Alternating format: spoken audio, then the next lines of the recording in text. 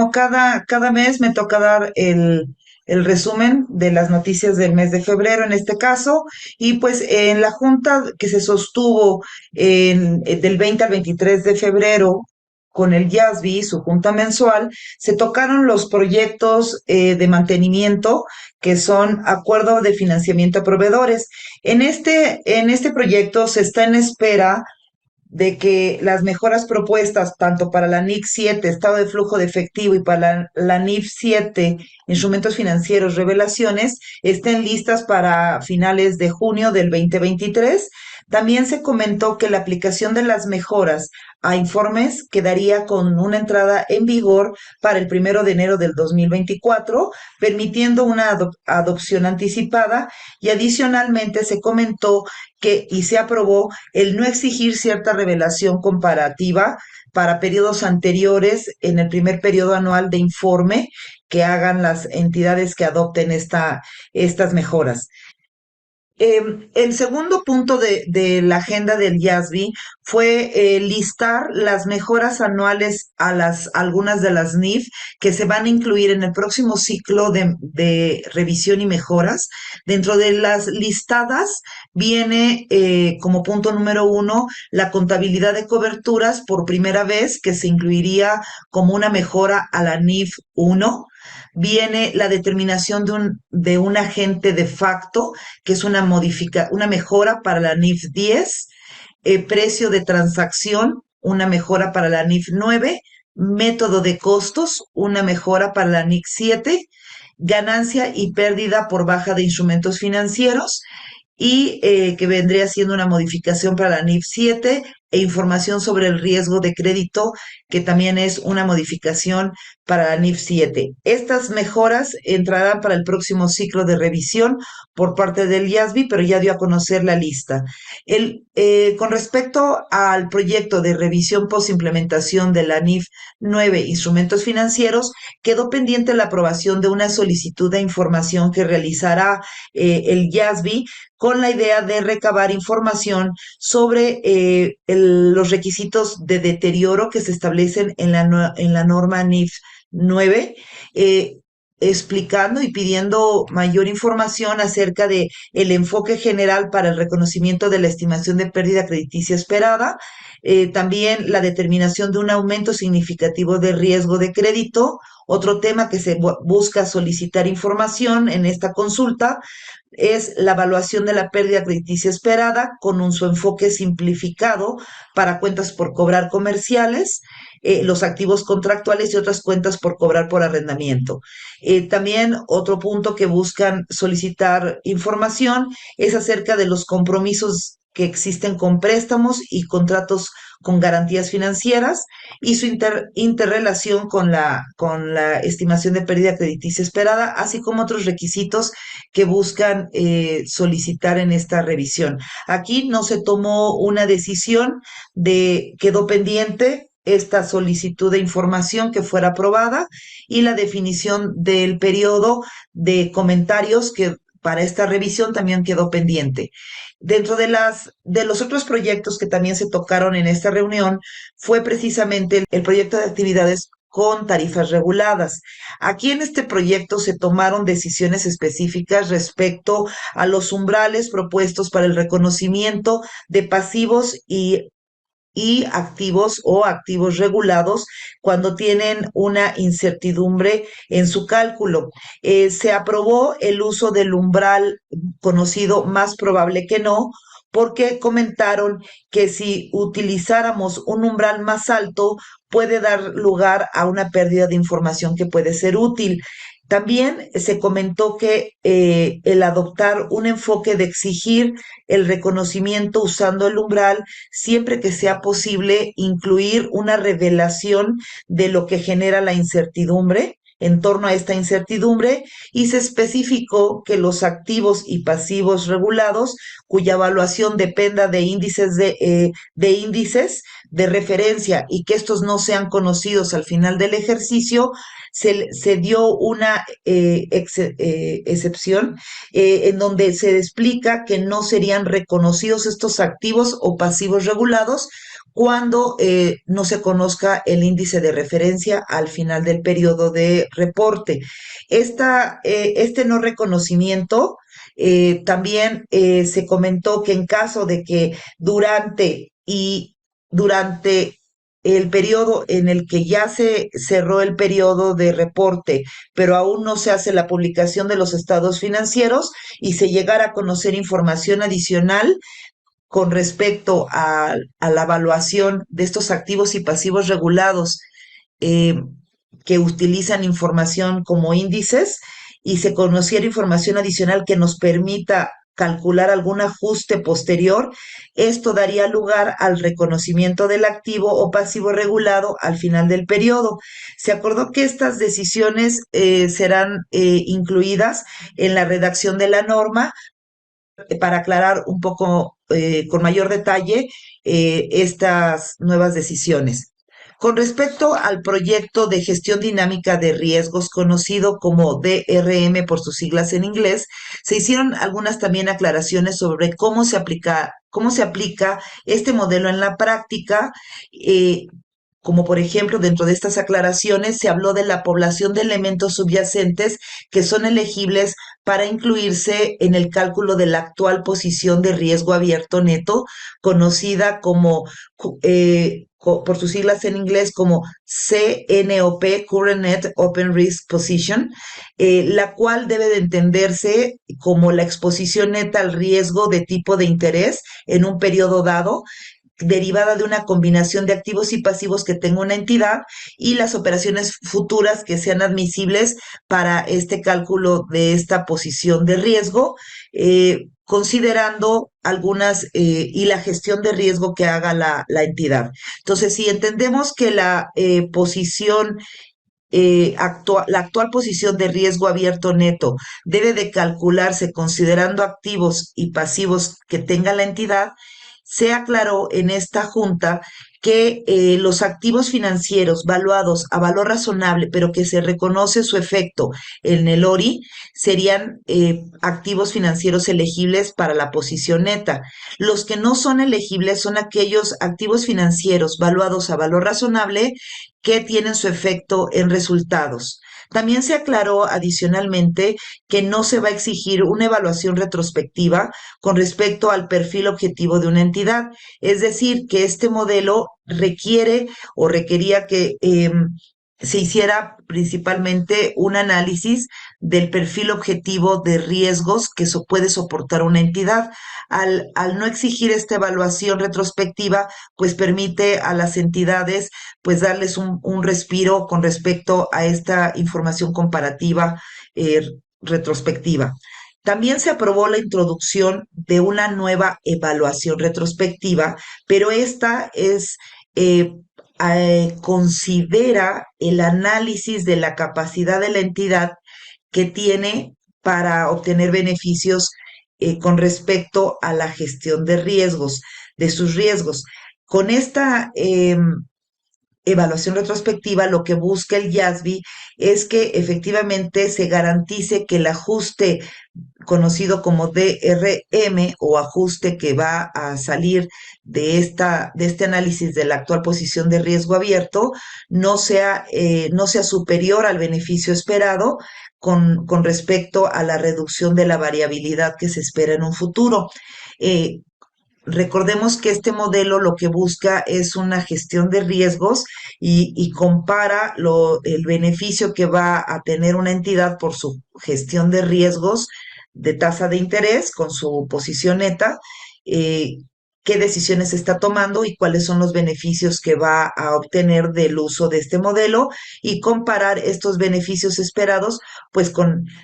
cualquier ajuste por algún costo que se tenga que hacer. También se comentó que cualquier exceso del ajuste DRM sobre el valor razonable de la actual posición de riesgo abierto neto que tenga una entidad se reconocerá en el estado de resultados en el periodo de evaluación. Es decir, que dicho ajuste DRM va a representar la medida en el que los derivados de la entidad mitigan la variabilidad futura tanto del valor razonable de los elementos subyacentes como de los ingresos netos por intereses.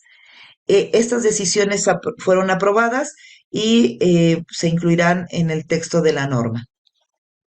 Con respecto a el proyecto de instrumentos financieros con características de capital, también se tomaron decisiones más que nada para modificar la NIC 32 y evitar que se use de manera inconsistente el término de reclasificación. Recordemos que la reclasificación eh, ya tiene requisitos existentes que aplican para los instrumentos y obligaciones derivadas de una liquidación, y conforme a las mejoras propuestas que se hicieron, el término que se sigue utilizando en la NIC 32 de reclasificación estaba siendo inconsistente. Por eso sugirieron y aprobaron cambiar y sustituir el término de reclasificado por transferido y de reclasificación por transferencia en la NIC 32. Adicionalmente, se decidió de manera tentativa que una reclasificación, la entidad es exigible en el periodo en el que se produce el cambio de circunstancias. Sin embargo, en este caso se recomendó consultar si hay alguna consideración práctica que afecte la capacidad que tenga una entidad para definir la fecha de cambio de circunstancias y, por lo tanto, la fecha en la que se tendría que dar una reclasificación. El tema de la próxima consulta que se va a hacer para saber si se puede definir de manera práctica la fecha de una reclasificación, la revisaremos en los meses siguientes. También dentro de los proyectos que se revisaron está el de combinación de negocios, revelaciones, crédito mercantil y deterioro. En este proyecto, con respecto a la revelación de información sobre el desempeño posterior de una combinación de negocios, se decidió aplicar lo que le llaman ellos el enfoque de gestión, que es decir, es la información que se requeriría por la máxima autoridad en la toma de decisiones para poder evaluar el rendimiento posterior de una combinación de negocios. Esta decisión de este uso de enfoque fue aprobado y también se decidió analizar cuál será el nivel de gestión dentro de una entidad que deba ser el responsable de esta identificación de información a revelar. Si bien se comentó que era la máxima autoridad en la toma de decisiones, se quedó pendiente analizar si este nivel de gestión era el más apropiado o bien considerar al personal directivo clave, como lo define la NIC 24, que es la relacionada a información a revelar por partes relacionadas. En este último punto de decidir quién es el que va a tomar la decisión, si va a ser la máxima autoridad o el personal directivo clave, quedó pendiente y no se tomó ninguna decisión al respecto. Y nos vamos a la junta del ISSB, en la cual se tocaron los siguientes puntos. Principalmente se habló de las fuentes de orientación que se refieren a la aclaración de unos términos como es otros organismos normativos cuyos requisitos están diseñados para satisfacer las necesidades de los usuarios de información financiera de propósito general y entidades que operan en las mismas industrias. Se aclaró que estas dos referencias se considerarán fuentes de orientación para que las entidades puedan identificar riesgos y oportunidades relacionadas con la sostenibilidad y sus revelaciones. Al modificar estas referencias, eh, al no, se modifican, mas no es un requisito en la norma S1. Lo que en la norma S1 se dirá o se modificará es que el texto dirá que una entidad podrá considerar ambas fuentes de orientación que acabo de mencionar como fuentes de orientación para determinar sus riesgos y oportunidades. No es un requisito, pero sí es una aclaración. Con respecto a la referencia explícita que se hace de los estándares del Global Reporting Initiative conocidos por sus siglas en inglés GRI, y las normas europeas de información financiera sobre sostenibilidad, por sus siglas en inglés ESRS, se dio la aprobación de incluir como referencia explícita el uso de estas dos normativas para la identificación de métricas y revelaciones de riesgos y oportunidades relacionados con la sostenibilidad para cumplir con, obviamente, con el objetivo de la S1. Y lo que sí se mencionó es que el uso de estas fuentes será temporal, no, y que no necesariamente los usuarios deben de reutilizar las revelaciones de GRI o las del ESRS ya establecidas, sino que las deben de adoptar y adaptar a su realidad, y se hizo mucho hincapié que esta referencia, como les decía, no va a ser de manera permanente. El ISSB estará revisando periódicamente su aplicabilidad, por lo que se decidió que este uso o esta referencia explícita se incluirá en un apéndice en lugar de que sea parte del texto principal de la S1. También se comentó la entrada en vigor y la exención para las normas S1 y S2. Se decidió que estas dos normas serán vigentes para los periodos de información anuales que comiencen en el 1 de enero del 2024, lo que significará que las primeras revelaciones que se tendrán que una entidad deberá de hacer, pues deberán de hacerse durante 2025. Al respecto, se consideró y aceptó la exención en el momento de la entrega de información, y se establecieron tres escenarios. Esta exención transitoria, si bien que dura o que tiene una vida de un año, esta este alivio temporal tiene tres alcances. Para aquellas entidades que están obligadas a presentar información y en fechas intermedias, deberán de entregar las revelaciones de sostenibilidad al mismo tiempo que sus estados financieros en el informe del segundo trimestre obviamente, del 2025. Para las empresas que proporcionan de manera voluntaria información a fechas intermedias, presentarán sus estados financieros con la información de sostenibilidad a más tardar también dentro del primer semestre, la información dentro del primer semestre, y extendiéndose hasta 9 meses, es decir, con el tercer trimestre. Para las empresas que no están obligadas ni proporcionan de manera voluntaria información a fechas intermedias, se les dio un alivio de 9 meses para entregar su información, tanto estados financieros como sus reportes de sostenibilidad. Esta medida temporal va a estar disponible en el primer periodo anual de información en la que la entidad aplique las NIF S1 y S2, y como lo comentaba, es una exención transitoria que dura un año.